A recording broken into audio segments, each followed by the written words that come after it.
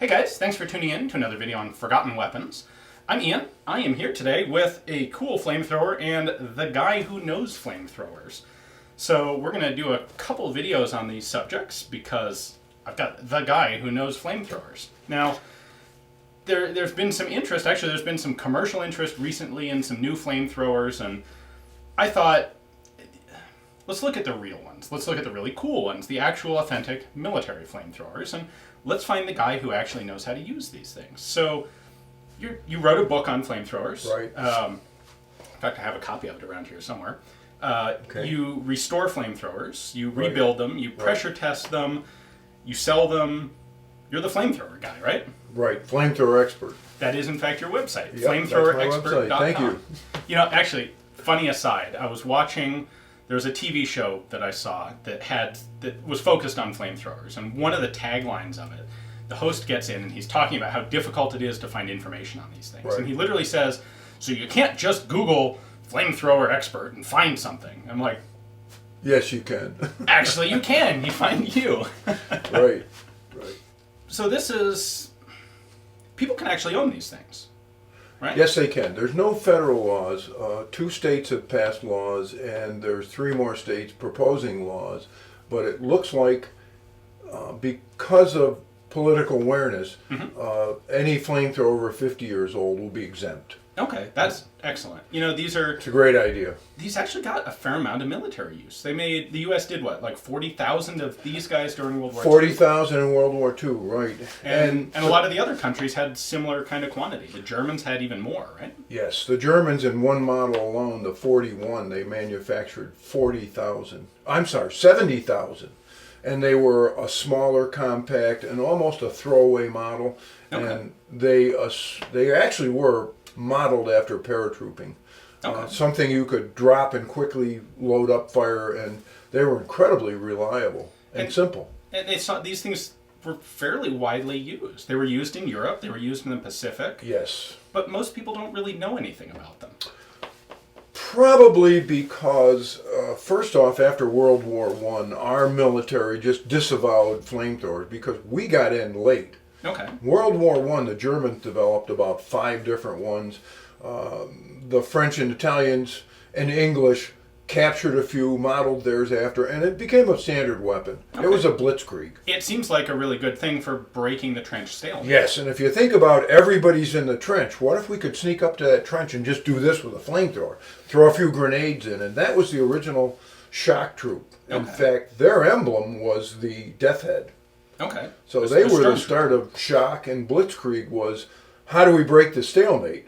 And flamethrowers were incredibly effective. Yeah, you know, you don't have to kill anyone in a trench. If they all run away and leave you to occupy the trench, that's just as good, really. And that's the one thing everybody's afraid of. Yeah. I don't mind being shot. I'll stay there while I'm being shot, but the Japanese in World War II, which is why we got into flamethrowers, they don't care. Being shot was wonderful. I'm going to go to heaven and meet my, with honor, meet my ancestors. So they were afraid of nothing except they'd run from a flamethrower. I think anyone would. Right. Yeah, I would, that's for sure. Right. And then the second thing is, because they were entrenched underground, you had to have a weapon that would shoot around corners. That seems difficult. How are we going to get, like the early spider trenches with coconut logs over them, 2 stories deep, how are we going to get everybody in that and kill them? Right, because if you just shoot the thing up, you get back away from the firing ports and wait till the fire dies down, and then you come right back. Even if you drop a bomb on them, the guys underneath might be alive and be able to get out one of the spider trench exits. Right. But a flamethrower kills by carbon monoxide, and that's going to go down in the hole and get everybody. So that's a really interesting point that I want to touch on. But first, you said the U.S. disavowed flamethrowers going into World War I, or going into World War II. Right. Can you explain that? The head of the chemical warfare group, because he got in late World War I, the weapons we brought weren't really up to snuff.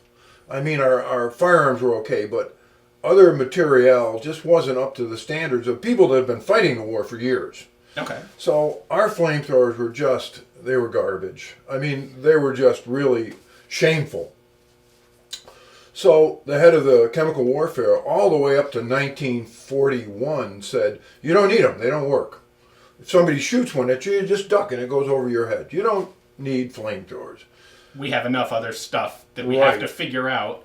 And I mean, you were telling me earlier, the chemical warfare department was responsible for like everything down to laundry detergent. Right. So something that everybody says doesn't work because the chief said they don't work, and we have to worry about new types of nerve gas, and there are 4 or 5 really effective nerve gas in World War I.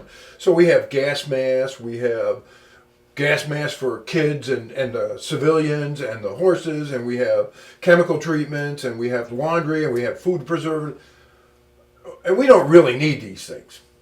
So interestingly enough, we got all the way up to 1941 before it was finally the Secretary of War that said, look, Chemical Corps, Chemical Warfare Service, get us a flamethrower.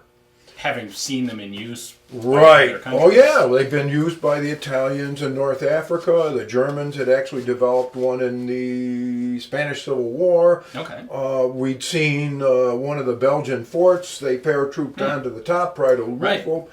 That's right. The door open and shot in. Eben and Mail, something like that. Yeah, and they took the whole fort in one day. Right. So we don't need flamethrowers. They don't work. Well, then how come the Germans are taking forts in one day with them? Right. And so anyway, so what Chemical Warfare Service did, and again, they're inundated with requests to develop things. They call Kincaid in Brooklyn, Kincaid Fire Extinguisher, and say, make us a flamethrower. You know something about fire. And of course, Kincaid, we never made anything that burns. We make things that go out.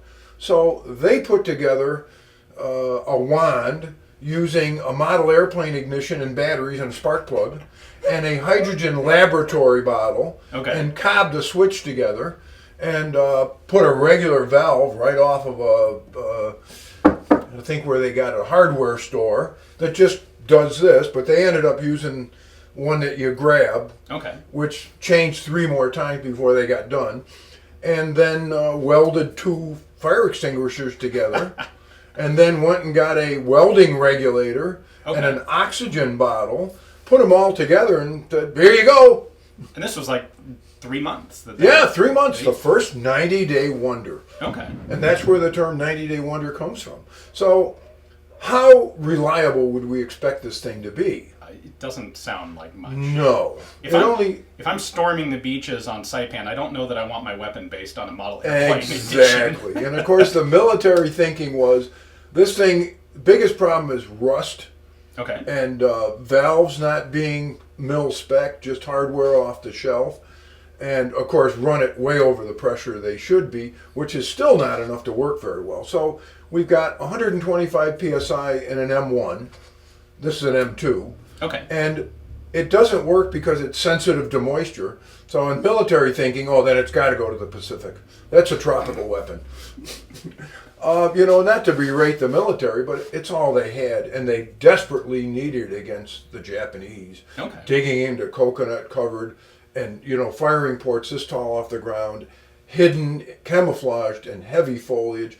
Got to have a flamethrower to burn the foliage off just to see the firing port. Right. And then another flamethrower to go in. So as bad as they were, and they just rarely worked, even if they're serviced the same day. You said we still needed them. You've repaired some of them, and even on a clean firing range with a professional rebuild setup. Bone dry, brand new batteries the day before. Get out there and the darn thing doesn't light. The hydrogen laboratory, they weren't made to be outside and turned on and off 10 times. The valve that turned on it was a regular plumbing valve. You can buy to this day. Rated for 100 psi, fired 125. Oof.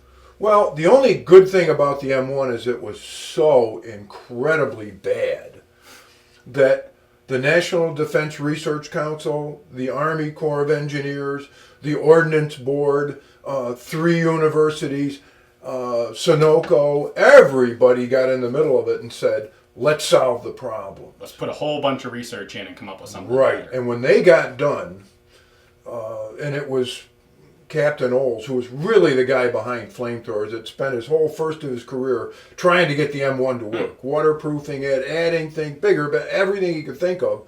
And finally, they handed him one of these things, and he would show it to the forces in the Pacific by and of course you told me a great story about this. Yeah, that these guys in the Pacific have been burned right by this horrible experience with the they M1. never work. And so he shows up with the M2. Right. And what was the reaction? Oh, no, these things, I don't give a, no, they never work.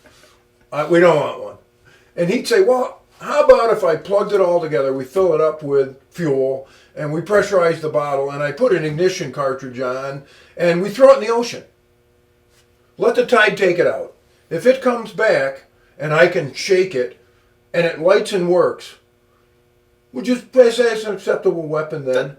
That now, seems remember, like a convincing argument. 90% of the time, even if you worked on this thing the day before, covered it up, kept it out of the rain, bone dry, M1, and you went out the next day, it might work. And now you see one that, I don't care what you do to it. In the ocean. This thing works no matter what. And not only that, it goes farther. It's got better control. I would say, I'll take it. I'll take it, Captain. And they did. Can I have two? And by the end of, by Iwo Jima, 75% of the assault troops were a 36-man flamethrower based, 2 flamethrowers and a chemical corps officer, assault troops.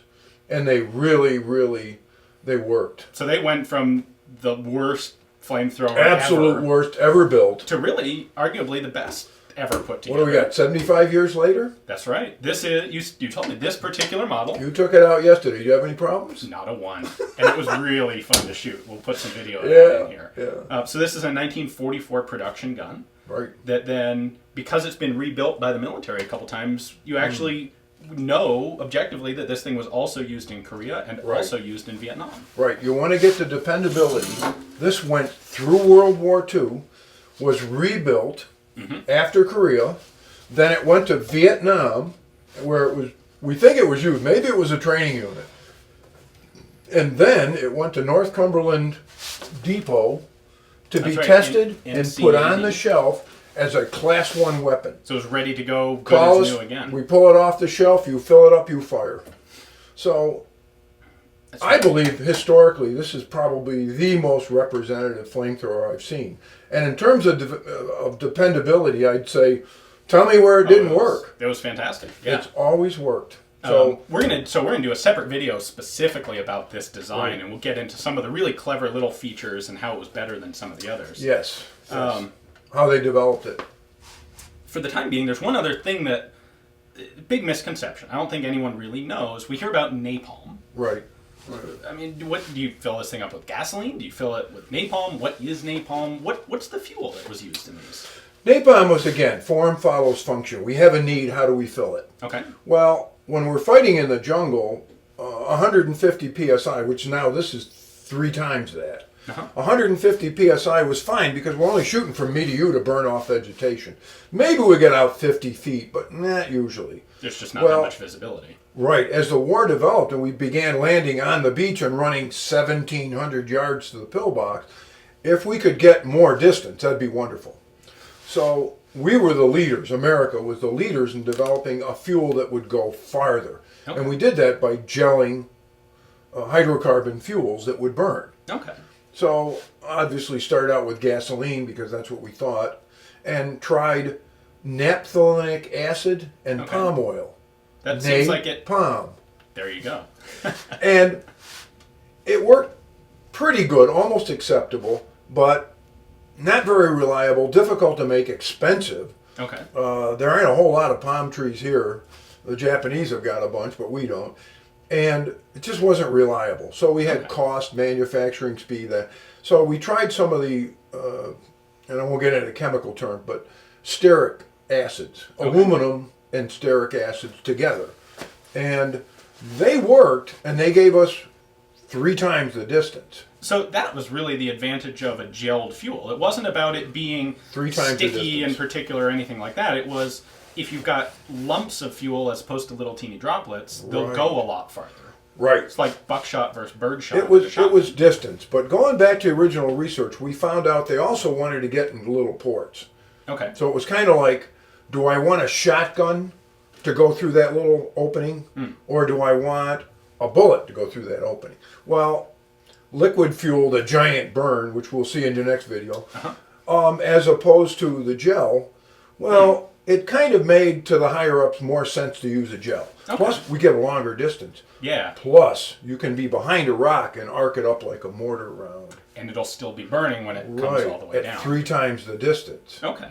So, so a bunch of different advantages. Right. There. So the real drive to get it was to get something more precise and something longer. Okay. So the gel fuel, and as you and I both know, testing in a nice dry day, and the unit was in the factory the night before, you know what I mean? It works more often than when it's been sitting in the mud for a month and a half, and it's raining like hell, and and you're dragging it through the mud. So it worked wonderful, and we began making 55-gallon drums and a powder.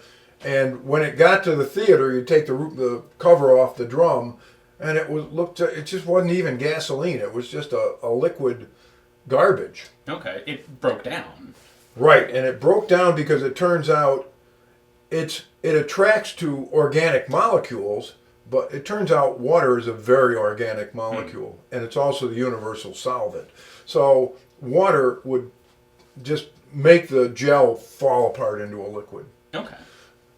So how that was finally solved was peptizing, meaning that let's lock something onto those active molecular sites so that water can't get in there. Okay. And the first thing done was water. Huh.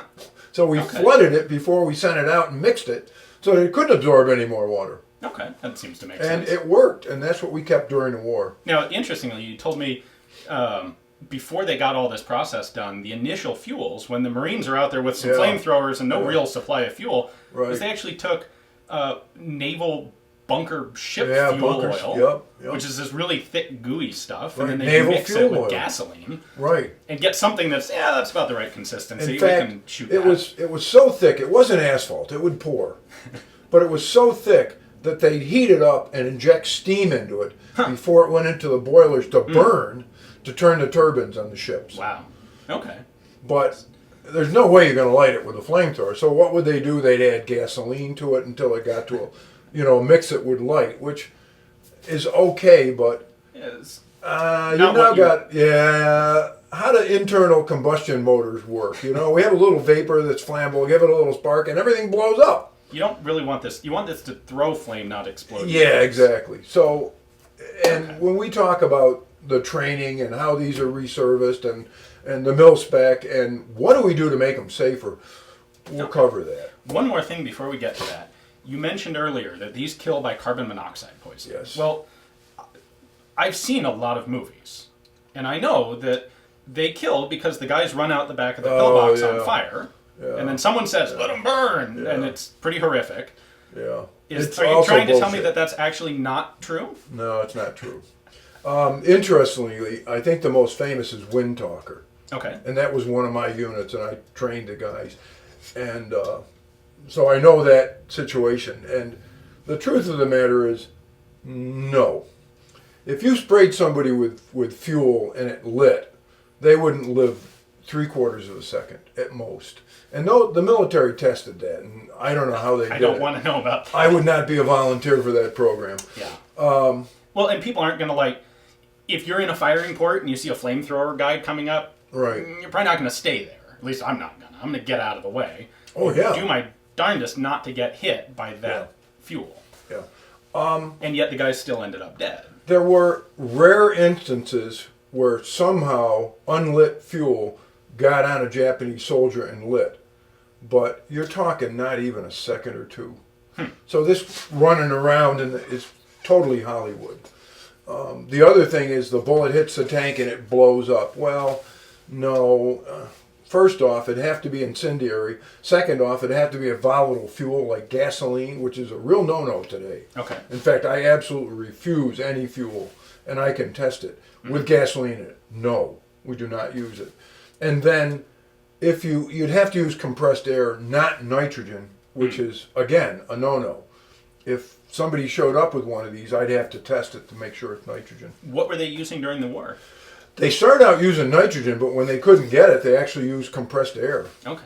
Which... And the problem with the compressed air, of course, is it's full of oxygen, which is what you need to have a right. fire or an explosion. So now you're making the internal combustion engine again. Right. Now, that still would not blow up without an incendiary bullet going through right. that compressed air and volatile fuel. So it was really beyond rare. Okay. They tried to recreate it. Okay. And they could get it to go, but again, air, gasoline, incendiary bullet. What's going to do it for you, though, if the tank gets hit while you're wearing it, is shrapnel from that high-pressure tank exploding. Yeah. It's going to not be a good thing. Yeah, and for some reason, the research done in World War II doesn't tell us that. What I've done with hydro testing and pre-hydro testing is, and the picture's in the book, when these blow up, they're worse than a grenade. I mean, the metal flying just rips the back right up. Yeah, and without getting into that too deep, that would be the problem. Okay. And probably the most dangerous thing about flamethrowers is somebody picking one of these up, hasn't been fired in 70 years, and they pressurize it, say using a garage compressor to 125. You should see the damage it does. Okay. It'll shred that guy. It'll knock everybody over within 6 feet of it. It's worse than a hand grenade, in my opinion. Okay. So the one last thing I want to touch on is how these actually killed. Because it wasn't fire. It turned out it was actually carbon monoxide poisoning. Right. Well, you would be killed if somebody, hit you with a flamethrower. You're burned. Sure. But we needed a weapon that would shoot around corners. We needed to get down into bunkers. Right. Because these are like multi-room. They're baffles. They're, top levels and bottom levels. And things that hand grenades, even explosives, wouldn't get to. So the flamethrower kills really by carbon monoxide. Okay. And we didn't know that during the war. We were totally baffled. We made up things like brain insult, trauma, and it wasn't. It was carbon monoxide. Troops were finding dead Japanese soldiers that weren't burned. Right. And the first really good one was the first really successful attempt with a flamethrower, and it was an M1, so it shouldn't have worked anyway. And it didn't work for the other troops with other M1s close by. But and the flamethrower operator had fired into the trench, and actually it was a spider trench. Okay. And actually killed the operator by directly hitting him. But when they got there, one soldier had gone 3 feet and there was no mark on him. Another soldier had gone out a lateral spider trench 15 feet and not a mark on him. No burns, no nothing. And they were totally baffled how it killed. But of course, Marines, I don't care. It kills Japs. It works. Whatever it kills, I'm happy. And it was the end of the war before the Canadians, Ronson specifically, told us, yeah, it's carbon monoxide. It's that simple. And then, of course, it's really easy to do the tests and find out very, very small part, non-reversible. Once it reacts with hemoglobin, it don't unreact. So that's the thing about carbon monoxide, which I have a little bit of exposure to because I've got a house with a fireplace in it, is it actually the hemoglobin in your blood is what takes oxygen that you breathe in and then actually distributes it to the body. Carbon monoxide bonds with hemoglobin molecules and prevents it from bonding with oxygen. So you're basically, you can be huffing and puffing and filling your lungs as much as you like, but you're going to suffocate in the equivalent of one breath. Right. And like you said, it's a non-reversible thing. You get a lung full of carbon monoxide, even if you immediately step into fresh air, you're dead. You may not know it yet, but you're a second or two and you're going to fall over dead. Exactly. And that's very effective. And that's what allowed this to work around corners. You could design a bunker to, take grenades and redirect them and protect everybody from any direct physical trauma. Right. But this thing basically filled the bunker with sneaky poison gas. Exactly. We could have done the same thing with the nerve gas. We couldn't do it with a gun because you're only going to hit people behind a firing port. And you couldn't do it with a grenade. Even if you got it, you'd kill everybody in the first floor. Right. You wouldn't kill them out in the lateral trenches. Right. But a flamethrower guarantees one shot done. And also the accuracy. I don't have to get it. I'm going to have a flame 30 feet in diameter. Some point, a part of it's going to hit the firing port. Okay. Yeah, I think that's something that nobody really recognizes, largely thanks to Hollywood, always portraying it as guys running around on fire and then falling over. Hollywood's always trying to add something, and it doesn't have to be true. Exactly. It just has to be shock. Right. And sometimes what they're adding isn't even any better than the real story. Yeah, I think so too. So, I know, having shot this myself now, Right. it's a lot of fun.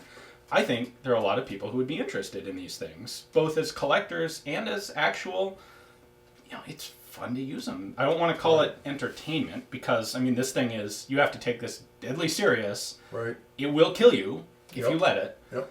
But that doesn't mean that it's inherently unsafe to use. So that's something that you do. You train people to actually run these things safely. Right. It's a tiny bit more complicated than that. But before I sell or rebuild for someone, background check is first. Okay. The second thing is I tell them straight up front what it's going to cost and how involved it is. Okay. Then I tell them they're still not going to get it until they're trained. If you don't want to be trained for it and you just want to hang it on the wall, you don't need a working one. Right. But if you intend to fire this, you really got to have operator training. It's that important. Yeah. Then there's only one exception where I didn't actually go out with the flamethrower and train them. Okay. So training, properly serviced, and there's a set of safety rules. If you fire it and there's anybody there whatsoever, it's just like any range. There's a set of rules, right, including nitrogen, non-volatile fuel, stuff like that. Right. So yeah, you're generally, if you sell someone a flamethrower, you deliver it to them and train them at the same time. Because of the potential for, they're designed to kill. Right. So if somebody got killed firing one, would that surprise anybody? Probably not. No. It shouldn't. Right. But again, like firearms, also designed largely to kill. Right. But as long as you're safe and prudent and you understand the safety procedures and follow them, you can have a great time without endangering anybody. Right. And let me hammer that idea home. Okay. Untested, right out of the garage or somebody's basement, only one chance in 4 that it's going to pass hydro test. That means not blow up when you pressurize it. Okay. Let's backtrack for a sec, because what happens on a gun, I can pick up a gun if some vet brought it home in 45 and stuck it in the closet, right, and I'm the first person to pull it out of the closet, I'm going to run something through the bore to make sure it's not totally full of spider webs. Exactly. But that's about it. There's nothing that's going to go wrong on that gun. Right. This is more like if he parked his car in the garage in 45 and nobody ever looked at it until I opened the garage up. The tires are rotted off. All the seals are gone. Seals are gone. Everything, that thing has to be rebuilt. The flamethrower is like a car, not like a gun. Exactly. This is like a gun. This is more like a car. Okay, so there's lots of rubber gaskets and rust, too. Rust on a gun is like, okay, I see it. It looks bad. Right. Rust on this can kill you. Right, because these are paper thin. So you don't have a lot of leeway. One little pit, and that's going to blow through and probably rupture it. So you're back to the shrapnel in the back. This is more like a gun. These are really thick wall. These are really hefty. This is pure steel. Okay. Drop this thing, kick it around, throw it in the back of a truck. Fine. This guy, you'll notice, is a little bit more sensitive. I noticed this one's actually dented. Yeah, but 3 wars, if there weren't a dent on it, the first thing I do is this may be a copy. Okay. So when I see this, especially the paint underneath and everything, this is real World War II. This is the real thing. And so what you do, you said hydro testing. You're basically pumping this filling it with water, and then pressurizing it. Right. Because, and doing so under controlled circumstances. Right. And I think you said with the original actual military testing equipment. That's the important part about it. And there's a documented photo report that goes with it, so you can see the gauges and know it's really done. Okay. There's 2 gauges, one on the tank, one on the top of the fuel cells. But yes, original military equipment according to original military procedure, which I think is why the military museum system only lets me do it for them. And also the movie industry is the same way, but that's more insurance.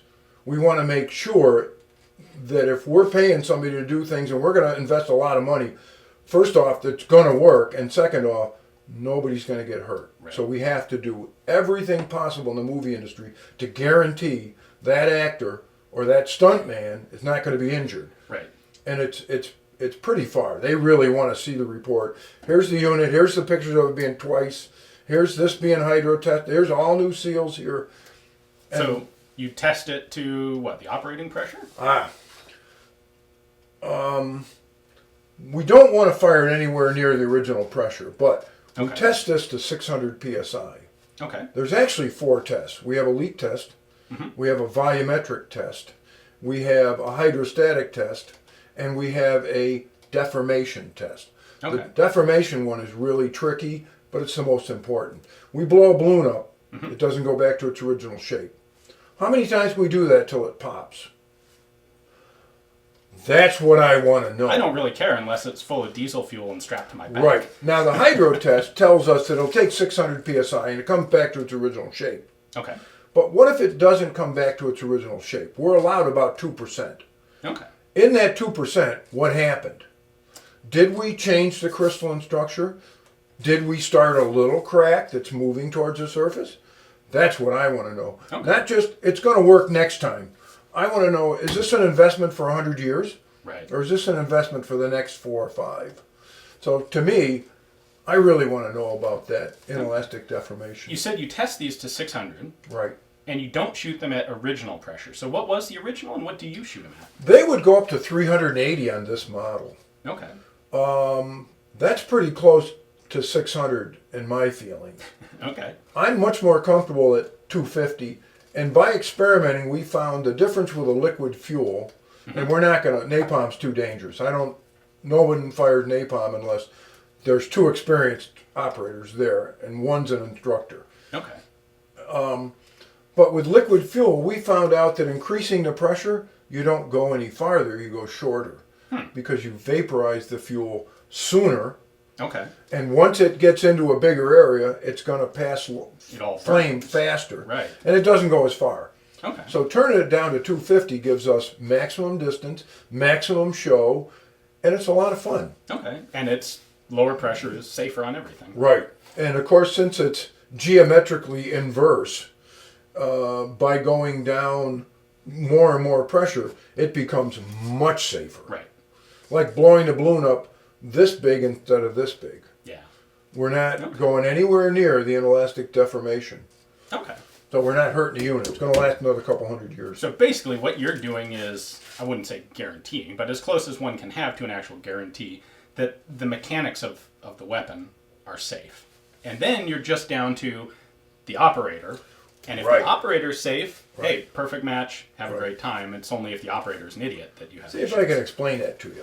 This particular unit, during World War II, the total number of accidents were pretty low. Okay. Let's say in the neighborhood of 1 in 40,000. Okay. All right? That's pretty good. It's actually higher than that. It's about 1 in 4,000. But where were they? It wasn't the guy with a good unit trained in the military over and over again. That wasn't the accident. The accidents in most cases were test firing in the factory. So guess what the last step is in a rebuild report when I rebuild one? I want you to fire it first before You got tell me it. it's And good. you get a picture of that. And at least once, sometimes twice, sometimes 4 times. This guy's been test fired I test fired it a lot. Yeah, you test fired it twice. I've test fired it 4 or 5 times. So the important thing is, statistically, now your chances have gone down to 1 in 40,000. Okay. What if we lowered the pressure? What if we put a non-volatile fuel in here? That seems like the biggest thing to me, Right. is preventing any chance of actual explosion. What if we put nitrogen in here, an inert gas, Right. same as every fire extinguisher in every building is nitrogen, and then suppose we train the operator, and then suppose we put a gauge up here to monitor the pressure, and then suppose it's completely rebuilt with a new regulator, and then I stand right here ready to shut it off. What do you think the accident rate is? It's like 0. 1 in 1.5 million. Okay. So, have we made it safe? Relative ambiguous term. Right. We have made it safer than original, and we've done everything we can possibly do to make sure it's safe. But we can't say that it's without an accident. Right. It's a friggin' flamethrower. Yeah, it's designed to kill.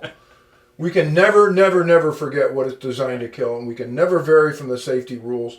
We have to do things to guarantee as much as we can that it's as safe as possible. Awesome. All right. But still, $1.5 million, that's safer than you running your car down the road with 16 gallons of gasoline in an untested plastic tank. I'll take the flamethrower. I bet working on these kind of changed your perception of a lot of things, didn't it? Yeah. They're a lot of fun. They really are. If someone wants to get one, or if someone finds one in a barn and wants to get all this testing done and either sell it because it's worth money, or if they want to use it themselves, how do they find you? Right. Who are you anyway? I don't think I even mentioned your name at the beginning. Yeah, Charlie Hobson. Charlie Hobson. Okay. Flamethrower expert. Okay. Is that your website? I cautiously stuck in the fact that the movie industry and the military won't allow anyone else to do this. It's a good gig you've got. And it is, but it's because of that safety record. The 4,000 firings without a hitch. The movies, TV shows without a hitch. If you were the guy who turned Tom Cruise into the Human Torch, they probably wouldn't hire you a second time. Yeah, exactly. But and the fact that I can argue with the insurance companies that this is safer than driving your car down the road. What are these guys driving to work in the morning? How do they get to this movie set? That truck has got 100 gallons of diesel fuel with an untested tank. Tell me that this is dangerous. Right. Well, yeah, it's dangerous, but it's not any worse than driving that truck 70 miles an hour. Yeah. And that's what the insurance companies want to hear. That's what the producer wants to hear. That's what the director wants to hear. I didn't mind hearing it myself. Right. And we'll probably talk about that in training. Right. Cool. Well, thank you very much. My pleasure, Ian. We're going to do a couple more videos on some of the cool toys that you brought here. Yeah. Like I said, there's just not much information out there. So we're going to do some on the specific history and the mechanics of 2, maybe 3 different flamethrower units that people don't see. So, awesome. Well, like he said, if you're interested in finding out more, picking up any of this stuff yourself, or having work done on a flamethrower of your own, check out flamethrowerexpert.com. Charlie Hobson, and he's the guy to go to. And buy my book. I get a royalty. And buy his book.